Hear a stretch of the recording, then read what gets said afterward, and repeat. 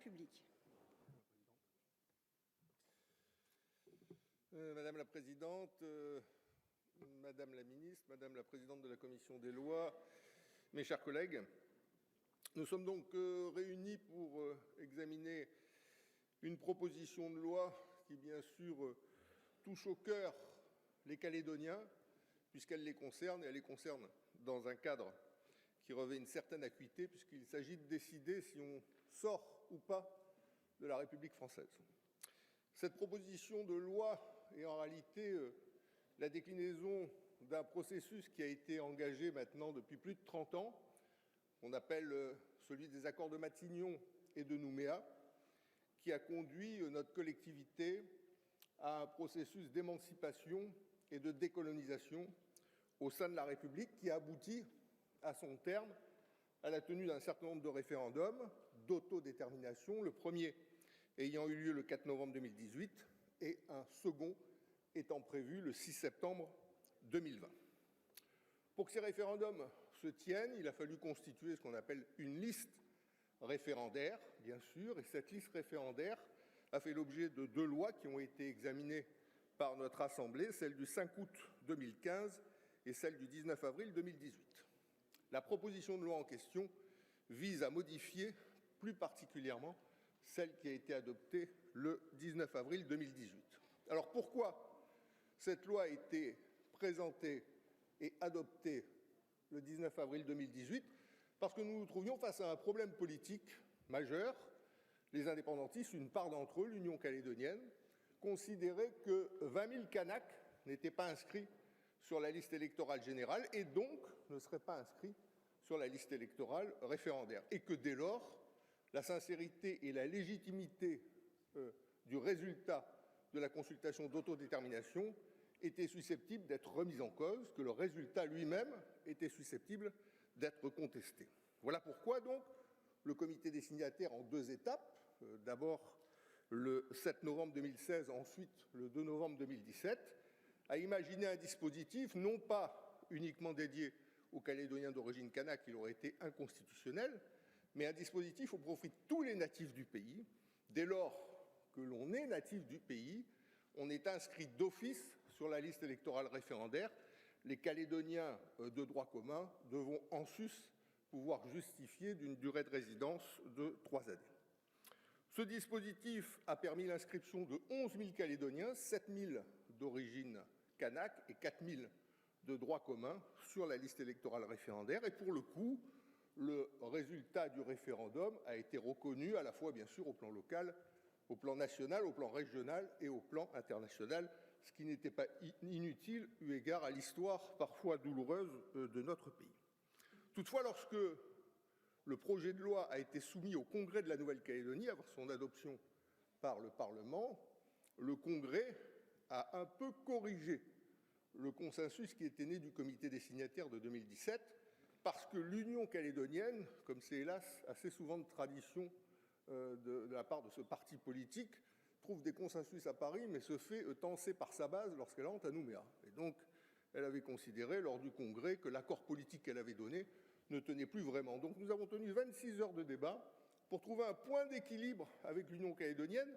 C'était la première consultation d'autodétermination qui allait être menée et nous souhaitions véritablement, et là je pense à l'ensemble des formations non indépendantistes, trouver les équilibres nécessaires pour que son résultat soit reconnu par tous. Et donc nous avions dit, OK, l'inscription d'office est prévue pour tout le monde lors de la première consultation, celle du 4 novembre 2018.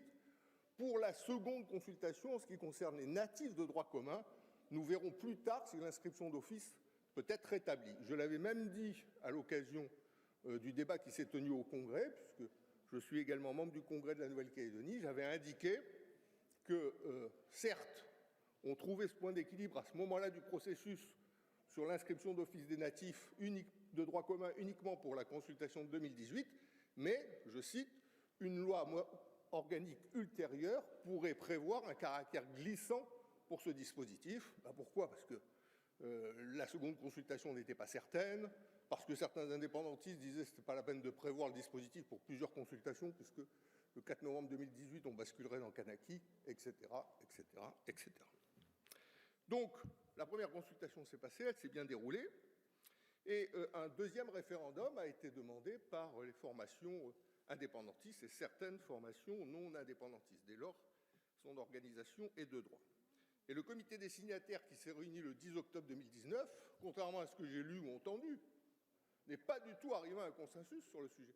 Ça a été une opposition totale, frontale, entre indépendantistes et non-indépendantistes, puisque les non-indépendantistes, unanimes, ont demandé le rétablissement du dispositif d'inscription de droit d'office des natifs de droit commun. Et ça a été une opposition des indépendantistes à ce que ce dispositif soit rétabli. On les comprend, les natifs de droit commun, de manière générale, votent plutôt pour le maintien au sein de la République. Sur cette base-là, le Premier ministre a fait une proposition en disant, sans changer la loi organique, je cite la proposition du Premier ministre, nous allons mener une détection exhaustive des électeurs concernés et, accompagné d'une démarche incitative de l'État, ce dispositif permettra de produire les mêmes effets que l'inscription d'office. On est 3 mois après, le dispositif a été mis en place. On a les premiers résultats. C'est une réunion qui s'est tenue au commissariat le 10 janvier.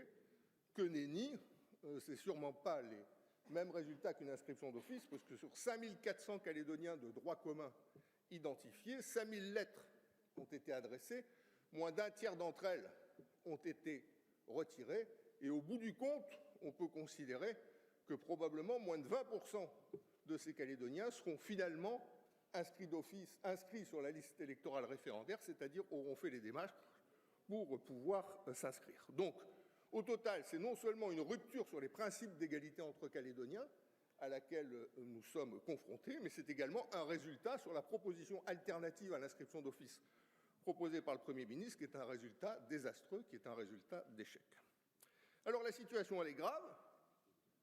Elle est grave pour plusieurs raisons. Elle est grave d'abord parce que la notion même philosophique de population intéressée, de peuple calédonien a évolué au fil du temps, qu'au départ, les indépendantistes revendiquaient le fait que seuls les Kanaks puissent décider de l'avenir du pays, qu'ensuite le dispositif a été élargi en 1983 lors de la table ronde de Nainville-les-Roches aux Kanaks et aux victimes de l'histoire, les victimes de l'histoire étant, selon la définition qui était donnée à l'époque, d'être né en Nouvelle-Calédonie et d'avoir l'un de ses deux parents né en Nouvelle-Calédonie. Et ensuite, ces populations intéressées ont été élargies encore plus fortement avec les accords de Matignon qui prévoyaient que tous les Calédoniens présents en Nouvelle-Calédonie en 1988, dès lors qu'ils avaient 10 ans de résidence continue jusqu'en 1998, date du premier référendum envisagé, à partir de ce moment-là, ils pourraient participer à la décision sur l'avenir de la Nouvelle-Calédonie. Et donc là, en mettant en œuvre des modalités d'inscription sur la liste référendaire différentes entre Calédoniens, Kanaks de statut coutumier et Calédoniens non Kanaks de statut de droit commun, on brise cette trajectoire, une trajectoire que l'on écrit depuis 30 ans. Alors on arrive à une situation qui est un peu ubuesque, où on va se retrouver dans quelques mois avec une consultation identique à celle du 4 novembre 2018. C'est bien un référendum d'autodétermination. Avec une question identique. Voulez-vous que la Nouvelle-Calédonie accède à la pleine souveraineté et devienne indépendante? Avec un corps électoral identique, qui est celui prévu par la loi organique, mais avec des modalités d'inscription sur la liste référendaire discriminatoires entre Calédoniens, les uns ayant un privilège, ils sont de statut coutumier, ils sont Kanaks, ils sont inscrits d'office, les autres ne bénéficiant pas de ce privilège et devant faire la démarche. Donc c'est une situation grave et je m'adresse plus particulièrement, même s'ils sont en rang clairsemé, aux parlementaires de la majorité de La République En Marche, pour leur dire la chose suivante: comment concevoir que les descendants des colons libres et des colons pénaux, des déportés de la commune, qui ont construit la Nouvelle-Calédonie au cours des 165 dernières années, que ces descendants-là, reconnus par le préambule de l'accord de Nouméa, ne soient pas inscrits d'office sur la liste référendaire et donc ne puissent pas, le 6 septembre 2020, décider de l'avenir du pays? Comment concevoir que les descendants des travailleurs asiatiques, d'origine japonaise, chinoise, vietnamienne, indonésienne, qui ont travaillé dans des conditions inhumaines sur les mines, ne puissent pas le 6 septembre prochain, est inscrit d'office, comme le sont les Calédoniens d'origine kanak. Comment concevoir que les descendants des populations polynésiennes, wallisiennes et futuniennes qui sont venus construire le pays tout au long du XXe siècle ne soient pas non plus considérés comme les Calédoniens de statut coutumier? Poser la question, c'est y répondre. Si vous voulez la garantie d'un résultat démocratique reconnu par tous le 6 septembre 2020, il faut traiter tous les Calédoniens de la même manière. Je vous remercie. Merci, monsieur le rapporteur.